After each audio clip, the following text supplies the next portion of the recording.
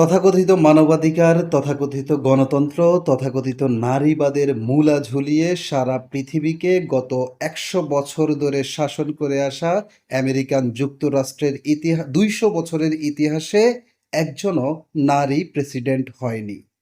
তারা প্রয়োজনে ডোনাল্ড ট্রাম্পের মতো একজন বদ্ধ উন্মাদকে প্রেসিডেন্ট বানাবে, কিন্তু একজন নারীকে তারা কখনো প্রেসিডেন্ট বানাবে না।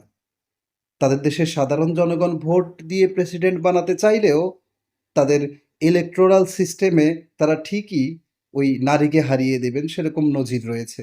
তো ডোনাল্ড ট্রাম্প কতটা উন্মাদ এই ভিডিওটা দেখলেই বুঝতে পারবেন। এই ভিডিওটা একটু দেখুন।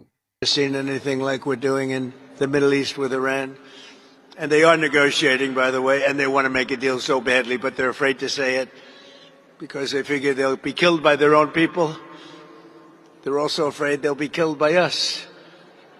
There's never been a head of a country that wanted that job less than being the head of Iran. I don't want it. We listen to some of the things they say. We hear them very clearly. They say, I don't want it.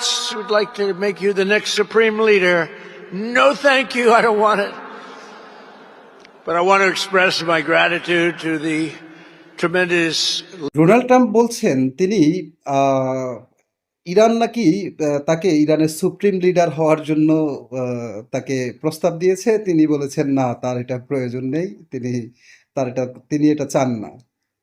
তো Donald Trump কতটা এই যুদ্ধে, Iran যুদ্ধে কতটা দেউলিয়া হলে সে ভারসাম্যহীন কথাবার্তার মানে কন্টিনিউয়াসলি বলে যাচ্ছে।